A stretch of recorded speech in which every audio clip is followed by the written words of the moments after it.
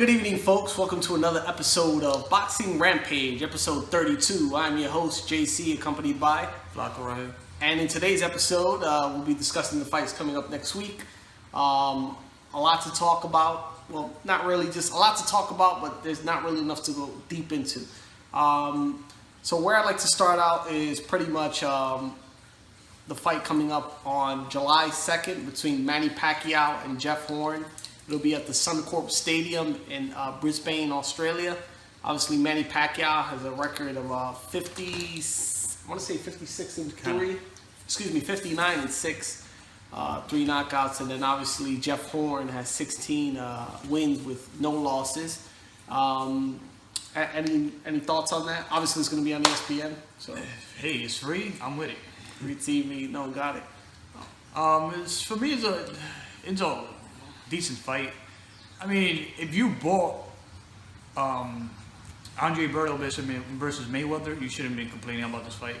It's free. I mean, he's a top, the top guy. He's supposed to fight is mandatory. So I don't understand why people are complaining about the fight. For me, it's a good fight if it's free. I was against it because at first I heard the words pay-per-view, but I mean, don't you ever speak those words in this house again. People. Free TV, sir. Free TV. Sorry. This dog doesn't. I think he want to come out. Yeah. That's what it is. Put him out. He was in camera shot a couple weeks ago, but that's it. That's what it is. That's what it was. Anyway, what do you think as far as the level of competitiveness? Do you think it's competitive at all due to Pacquiao's age? Yeah, right? It could be competitive. We don't know. When you're old like that, you could age from one day to another. Look at Kovalev. He looked at super old. I mean, all credit to Ward, but he looked at super old in this fight, gassing out early rounds. By the third round, you already gassed out. It's because either he said that it was weight condition, they can't make the weight no more. But he doesn't look like a cruiserweight, Doesn't look muscular either. Exactly. So I don't know what he's expecting to do. I mean, but basically you never know. Boxers at that age already, over 35. That's why Canelo waited so long for Triple G, because at 35 or over is when your body starts giving up on you, So you never know. Hey, freaking Horn could come and. I think at the very least he has a puncher's chance. Exactly. From footage I've seen from Jeff Horn, he's a I don't see him as a very mobile fighter. He has a very good right hand. Obviously, if I had to guess, is based on a guy like Pacquiao. I think his best bet would be try to be aggressive with him. Because obviously Pacquiao, has been knocked down before, and especially this guy could punch, then I would think he'd probably be more careless. And I do think Pacquiao's getting older. I wouldn't go against Pacquiao. I favor him to win. Yeah, but I saw when he started camp, he was doing agility drills. When he was going through the rope ladder, and it looked really slow. Like from what I see in the past, like man, he's got cement feet moving around. He's like he was even tripping over the rope ladder. I was like, oh man, that's But maybe it was just the beginning of camp. But I see Pacquiao winning at the very least is by decision. I don't see him fading out just yet. I mean, I could be wrong, but there's nothing that I've seen as of yet that would show me that Pacquiao has lost his touch. And if he's fighting a guy like him, which this guy's obviously has the hometown advantage in Queensland. That's about it. But a guy like Pacquiao, I think the type of work he'll put in would be a lot more. I do see Pacquiao's maybe work rate being lower because over the years I feel like Pacquiao throws less punches. It's not like he used to throw 100 punches around all 12 rounds, but I feel that Pacquiao still has his legs at the very least. So I see him winning. I don't see it any other way. I'll be surprising if you get a KO, which he haven't gotten in a while. So I'll be looking for it. Hopefully it comes. But hey, as far as I know, Horn is a tough guy. Undefeated. He got some decent opponents on his record. But I don't think the thing is that when you're not tested or you have fought somebody at a higher level, you know, you're not given the credit for it. But sometimes you don't really need to. Sometimes, you know, the guy could come out of nowhere and put Pacquiao to sleep. He's been to sleep before. I mean, more than once. So who knows? You never know, man. I mean, I'm giving him a punching chance, but that's about it. But I see, like you said, I see Pacquiao winning convincingly, 9-3. I'll give 0.3 rounds. Okay. The next topic we're going to discuss is going to be the Guillermo Rigondeaux calling out Vasyl Lomachenko, I guess, via Twitter. Any thoughts on that? I mean, at this point, just words, but anything that will come of it? Now, basically, what we got to understand is the fight were offered before to Rigondeaux, and not too long ago, was it at 26? And he didn't want it because he wanted it at 24. And now you're saying that you're gonna go up to 130. I mean, I think that Rigondeaux is looking for a money grab. I think at 130, Loma is too big for him, and Rigo been dropped before. And I honestly think it'll be easy work for Lomachenko at 130. At 124, 120, yeah, at 124 it would probably be a different story. But at that weight, higher up in the weight class, I think Lomachenko have the more advantage. Rigo is not that of a big guy, and I don't think he will put that much weight after the weigh-in. So Lomachenko will have the advantage there, and he's really skilled. I don't even see anyone beating him. And the good thing about Lomachenko is he's an exciting fighter. Due to his mobility, he likes to move around the ring, he likes to put on a show, as to where Rigondeaux, very skilled fighter, but I feel that he paces himself more, and it's not too entertaining. His fights, he likes to fight at a slower pace. So and talking about Rigo, his last fight was changed to a no contest. So I think right now he don't care about his record. He's like, hey, they already screwed me with a no contest there. He's a little bit tainted.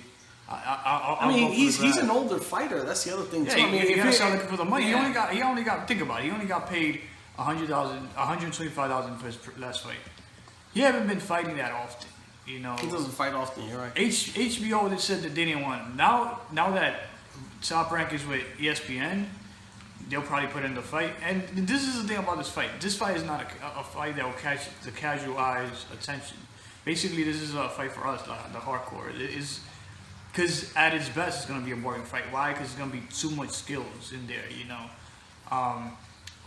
Basically, if you saw Lomachenko versus Gary Russell, that fight wasn't that, you know, it was a good fight, but it's not for a casual, like if you got a casual friend that doesn't, I like Gary Russell's speed is really good. Yeah, but really like for instance, you show this fight to a casual friend and they'll fall asleep or probably won't get interested at all. Like, I used to try to get people interested in watching a Mayweather fight into boxing, and that's the wrong perspective of getting them interested in the sport.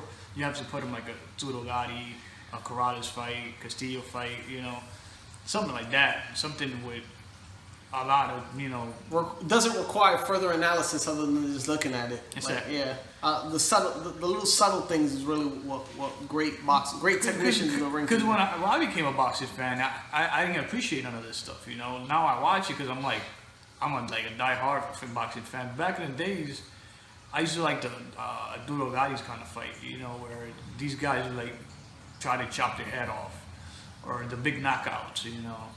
Tyson kind of stuff. Yeah, I think. You know, but then once you start appreciating the sport, that's when you fall in love with everything. And the thinker, the guy who can think in the ring or can adapt to everything is really the amazing fighter. Boxing is an art, and you gotta see it in that perspective. When you see it as a challenge or as a fight, or as a war or whatever. Yeah, you see it in a different perspective. You were looking for the guy who's there to kill the other guy, basically.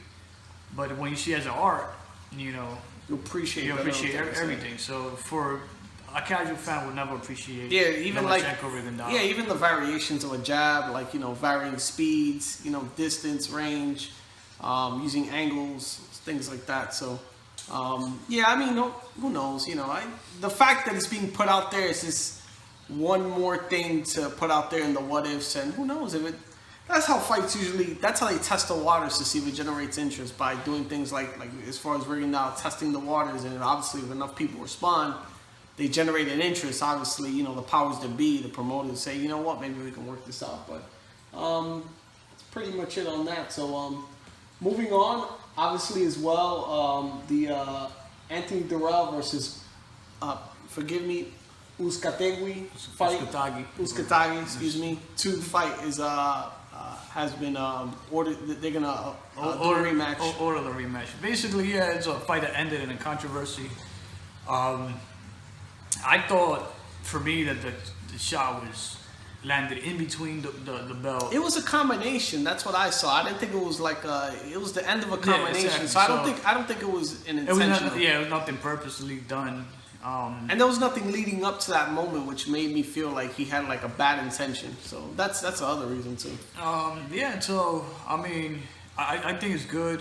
Dirrell sounded like on Twitter. They definitely won't bring his uncle back. That's for sure. Like he really wants it, and Uzcategui, I think he deserved it. He deserved a rematch.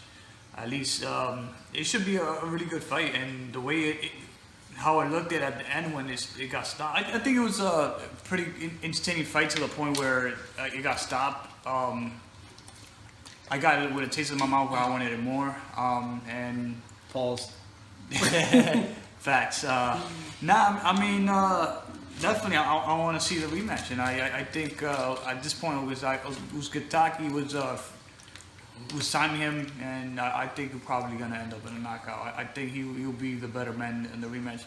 Dirrell, he's a skilled fighter, but it's something about him, man. Like he always come out short in like in big events. There's a lack of discipline. I mean, I'm not saying that lack. It's just but some fighters are, and it's funny, man, because a lot of times when you're a really skilled fighter, case in point, I look at guys like Victor Ortiz, Zab Judah, like guys that have so much. Like if they applied themselves, they would be unstoppable. But the fact is, like, I don't know if it's a mental thing or just ethic-wise, or maybe who knows what's on their plate that they don't come into it fully. And not to say they're not great fighters, but whenever they go against great opposition, they seem to come up short. And I don't think it's due to lack of skill. I think lack of mental toughness. Adrian Broner. Yeah, Adrian Broner, I feel that he has a lot of skills, but when you match him up against great opponents, that's. I hate to segue into that, but I think that the Mikey Garcia, that's why that'll be a great fight, because I mean Mikey Garcia to me is very solid. But yeah, getting back to the Dirrell thing, the rematch will be interesting to see how they prepare for it. But Uzcategui, I think that he's solid in the fact that he has power, and I think that a guy like Dirrell, if the fight would have been longer, who knows? He probably would have been to the canvas. So we'll see how that plays out. Moving on to the next topic. Obviously, the fight on this weekend is going to be the Robert Easter Jr. versus Denis Shafikov for the IBF lightweight title, and also on the undercard is going to be Julian Williams versus Joshua Conley, which will be a 10-round junior middleweight fight. No titles on the line, but the way I see Robert Easter Jr., I like the way he fights. I like the fact that he has pop both hands.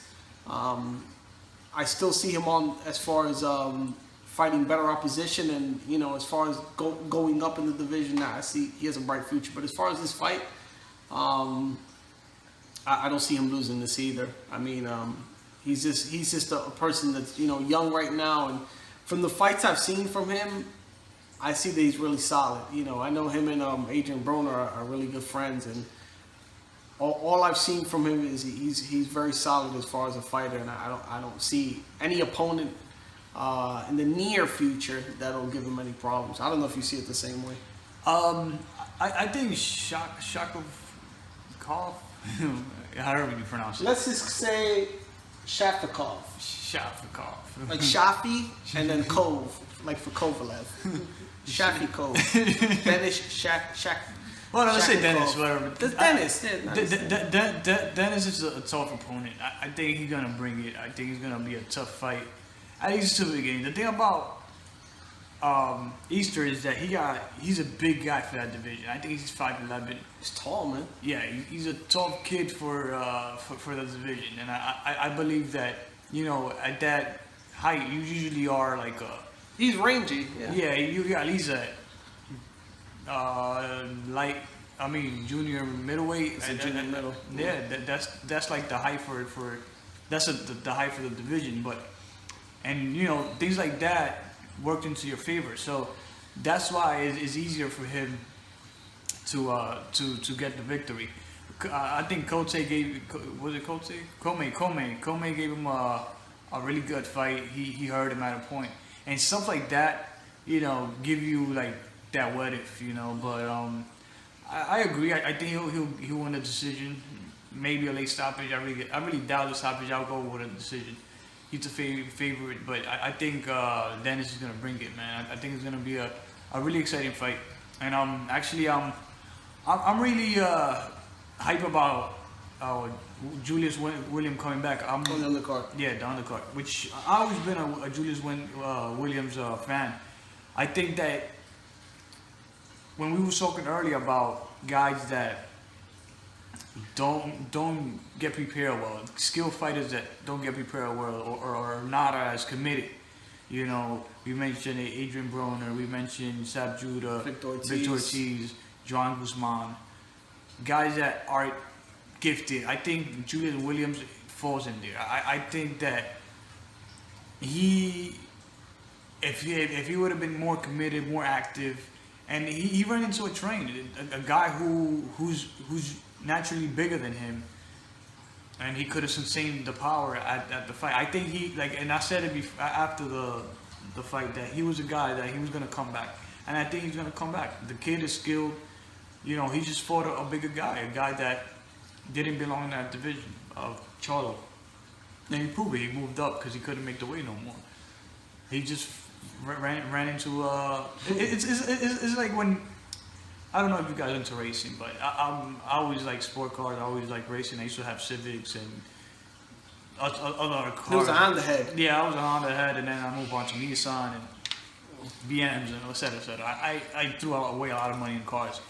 But when you have your little Civic, right, let's say, and you run to, like, let's say a GTR, the new ones out there, and you got some boost in there, you got some 600 horsepower in a little EK, let's say, you're probably gonna take it, but you don't know how much power he got boosted up in his, let's say he got some bolts under his hood or whatever, nothing serious, but that itself on a 600 horsepower car will blow you away if you have some work on his car. So basically what I'm trying to say is, if you belong in a category, don't try to move on to a different category.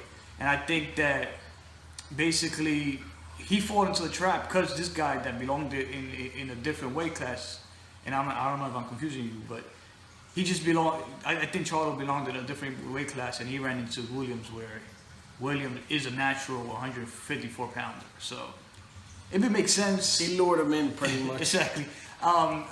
I think, we all thought he was ready, same as Amir Iman, and these are skilled guys. These are guys that only because they have one loss. Look at Saddam Ali. Same thing when he fought Jesse Vargas. Only because they got one loss doesn't mean anything, That can happen to anybody. Yeah. Back in the days, they used to look at Roberto Duran. He had a loss early in his career. Bernard Hopkins lost his first fight.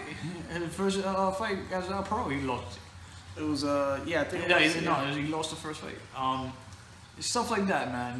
We can't sleep on these guys. Amir Iman, it's sad because he's with a promoter that doesn't put him out there. King is not the king no more. Now I know he'd be fighting in Mexico. He had fought. It's sad because after the Granado fight, we never seen him on TV, and we used to see him like all the time. But he's still fighting, but you don't see him on TV, and we the fans are the ones to blame because we discredit him as soon as, and the media itself, they discredit him as soon as they lost, and Floyd Mayweather created this, and it's sad, because back in the days we didn't care if they lost or won, I think if you're a fan of a person, sometimes they lose because they get robbed, That's very true. Sometimes it could just come down to that, but you know, I think we should support our boxers. I think it's moving. I think the sport is moving in the right direction because I don't think they're focusing too much on that anymore as far as a loss. Because I think more has to be if you're an exciting fighter or not. I think that the whole loss, no loss thing really falls for people that have trouble selling a fight. Because I mean, even look at the case of Pacquiao. Pacquiao's had losses, but he's still an exciting fighter. I think as long as you're an exciting fighter, having a loss doesn't count a lot. It's just in your mind how you see your legacy and all that. And Pacquiao got what, like 7 losses now? 6. 6 losses. Mm-hmm. And he almost filled like a soccer stadium. Is it? I know he got like 55 plus fans attending to this fight on Saturday, which will be Sunday in Australia. I mean, the guy's a legend, you know. Doesn't matter if you got losses, man. Chavez Sr. had a ton of losses also. And, you know, sometimes we got to understand, when you are protected like Mayweather, it's easy to have losses. I'm not going to take away from his skill. He's a really great fighter. He got a lot of skills. But also you got to understand everything that comes with that. He's protected ever since the Oscar De La Hoya fight. He's been protected ever since. He's an A side. He chooses rings. He chooses venue. He chooses gloves. He chooses weight. He chooses hydration clause. Even whose name is on the banner. Everything. You know. I mean, when you are at that level, a guy who's, you know, he could be the best prospect. He could be the undefeated guy. Inferior to you will never, even if it looks like. On the close rounds, you're going to give it to Mayweather. That's why there's something in the back of my head saying that if Triple G goes to the decision with Canelo's going to get it. You know, that's the type of world in boxing which we live in. Mm-hmm. And I'm sorry you got out of topic, but you know, I think Williams is gonna overcome it. You know. Yeah, it's just to see how this has been a long layoff. It's just a matter of what he's done with his time. If he's had good sparring partners. Look at because a lot of times when you're out of the ring for a while, it's not even that you don't have the skill. It's just the timing as far as fighting at full speed, fighting not fighting with headgear. Because I mean, if you're sparring someone, I would imagine that they're not fighting at 100%. They're probably being a little more, even if it's not reserved, but, in my mind, I have to think if you're a sparring partner, you don't want to get sent home. If you're going to make some good money, you're going to want to work with a guy. You're going to push him, but you don't want to break the guy to be like, all right, you can't be here no more. But I don't think sparring, for as realistic as they make it seem, I don't think is the same as fighting for real. The only bad thing is sometimes when you get knocked out, like he got knocked out. I remember mentally, it takes a lot to come back. Like Sap Judah, like once he got knocked out, it was like Costazu, was it? Yeah, once he got knocked out, he came back, and you could see the fear of him getting hit. Like he didn't like getting hit no more. Like because now he's in the back of his head. He's like, yo, what about if they catch me with that punch again? And it creates fear, and that's the only thing that might derail his career. But if he take it like a champ, and like guys like Manny Pacquiao that got losses like that, KO losses and bounce back. If they take it to the fact that, that night I had an off night, I'm better than that, and I could be better. If he take it with that mentality, I think he's gonna. And I said it afterwards that he's gonna be a champion sooner or later. So I could see him bouncing back. All right. I think that's it for this week. It's been very short.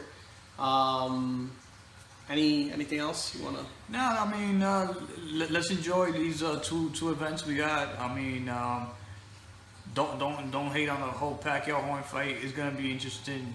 Go ahead and watch it. It's free on ESPN. I don't know why I'm promoting it. I don't get paid for this, but it's. I think it's gonna be a good fight. I mean, I paid for Pacquiao Jury, and I'm getting Pacquiao Horn. I'm not mad at all. Yeah, it's free. Yeah, it's free. Quiet and just enjoy. Yeah, there's not much in boxing, but it's gonna bounce back. Usually on the summer. I mean, we just had a bunch of good fights. It's not like we haven't had anything. It's just been a slow couple weeks. Yeah, it's somewhat slow, but I think for this year it's still a little bit active. There's just probably a rumor or two out there that's skipping my mind right now. But we'll get to that next week, I guess. I appreciate your support, guys. Thank you for listening. Thank you for subscribe. Please subscribe to the channel. Please subscribe to the channel, and then tell your friends if you watch this video. Tell your friends and tell your friends and tell my friends so we can be friends. That's it. So Boxing Rampage, Instagram, Boxing Rampage 1 at Gmail. You know where to find us. Any comments, subscribe, like. So that's about it. All right, Boxing Rampage out.